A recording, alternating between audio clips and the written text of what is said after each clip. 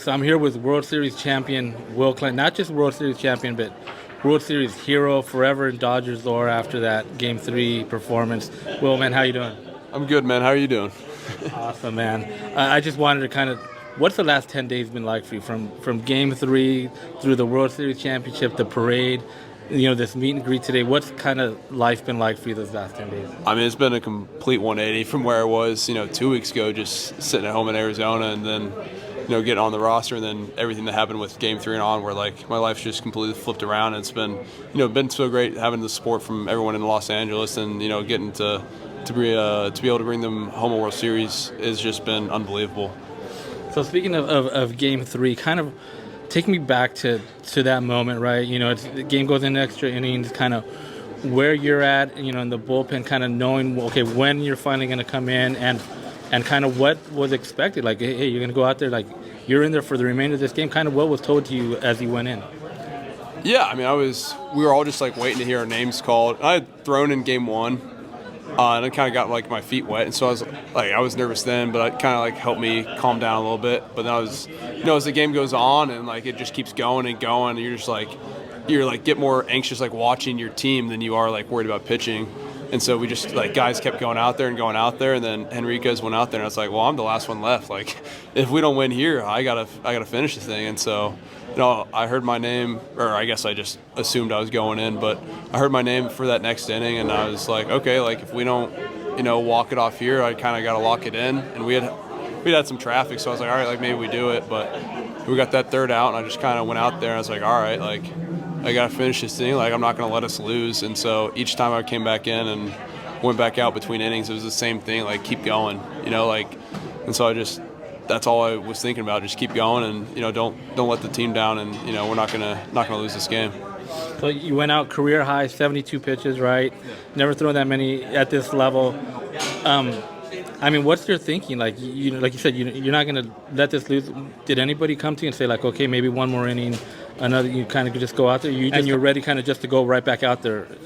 Yeah, I think either after the second or third inning, McGinnis, our assistant pitching coach, came and asked, how many I was good for, and I just told him as many as you guys need. I knew I was the last one. I was not going to make any of our starters try to do what Yoshi almost did, and then eventually did do in Game 7, obviously. But no, I was just going to try to keep everyone healthy and not have to go in there. And I just wanted to keep going. And so every time I came back in, that's all they kept saying. Keep going. And so when I was out there, I knew I was the last one. And even if you start to feel tired, you just got to find that extra gear. And we were 17, 18 innings in, and everyone's tired. And so it's kind of who is stronger, mentally, and just kind of finding that will to win.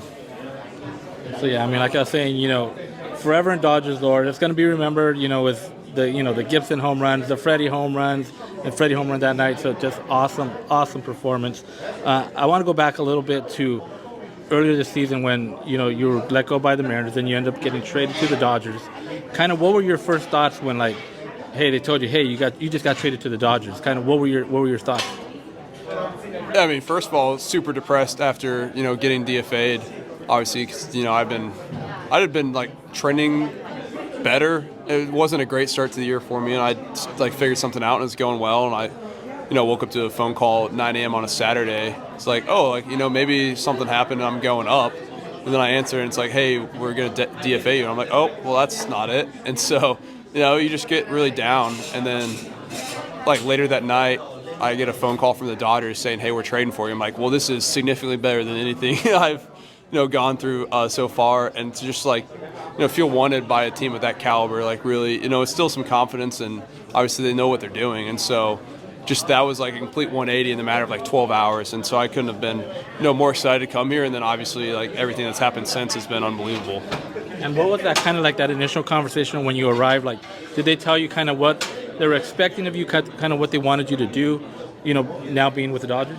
Yeah, a lot of it's kind of based around they liked my fastball shape and my curveball, and my slider hadn't been performing or had been a little consistent, and so we scrapped my slider that I was throwing then, focused more on fastball, curveball, and then cutters to lefties, and so that really helped me, get a lot more comfortable with my curveball, and so I just was basically pitching fastball, curveball, and cutter for the first couple, weeks here, and then we went through it and we're like, all right, like struggling a little more with righties, and then McGinnis helped me add a new sweeper that I started throwing and just basically turned my curveball sideways. And so, that was the big thing there, and just not being afraid to go get hitters really, and just getting ahead of guys.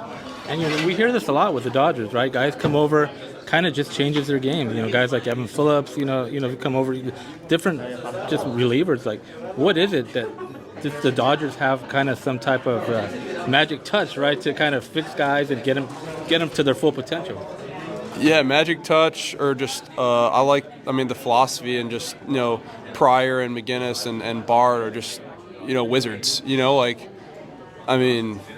I never thought I could throw a sweeper, and then they're like, all right, well, if you just turn your curveball sideways and you can like kind of seam shift it into a sweeper. And so I threw a couple, and I was like, oh my god, I can throw a 90-mile-per-hour sweeper now. Like, that's sick. And so just like having that, and then just the confidence they have in you instills confidence in yourself, and you see it in other guys. Then you kind of get into that with yourself, and just believe in yourself, in the mantra of just like hitting that first guy and getting ahead. And you kind of like see it in practice, and then you do it in game, and then you kind of it builds and builds and builds, and just kind of the attitude and culture we have with the pitching staff just really helps that.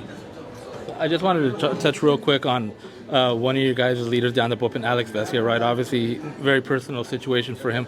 Kind of, what has he meant to you guys in that bullpen? That just your whole team. At this time, what does he mean to this team? I mean, he means everything. Obviously, you kind of see it with how it affected everybody, and just, being able to get that done for him means a lot with what they're going through there. And he was obviously one of the leaders and stuff in the bullpen, and just so losing him for that series was tough. But I'm just glad he got to see that, and we got to do that for him. And we miss him, and obviously he hopefully he sees kind of what we did for him. Awesome. So last one. So just seeing kind of what this team did right in that Game 7, Rojas, Yamamoto stuff. You as a pitcher, especially for Yamamoto, kind of when you see something like that, what does that kind of say to you or mean to you? That Yamamoto is the most insane pitcher I've ever seen in my life, and you can't count us out ever. Down 3-2 going back to Toronto, and none of us were ever like, oh, like this is over. We're like, all we got to do is win one game, and then we won one game, and all we got to do is win another one. And even when we were down 4-2, it's like you just know something's going to happen. And then Muncy hit that home run, and we're like, all right, like we've got this. You're a little scared there for a second, and then Miggy hits that, and we're like, oh my god. And you kind of saw it coming, because of that whole like we cleared with them, and Hoffman was like kind of yelling at Miggy and Kirby, and then he was like the first to walk away, and you're like, kind of like, does he have it? Like if you're gonna talk crap and then walk away, it's like and then so it's kind of inevitable that Miggy was gonna go hit that off him, and then it just shows that like it doesn't matter what you've done in the past, it's like what you can do. And then everyone on the team just loved that for him. Like that was such a huge moment. And then the plays he had made, like even the day before when he wasn't hitting, like it was just having those guys go and do what they did just shows that that you weren't going to beat us. Awesome. Well, I appreciate the time, Will. Much success going forward. And like I said, forever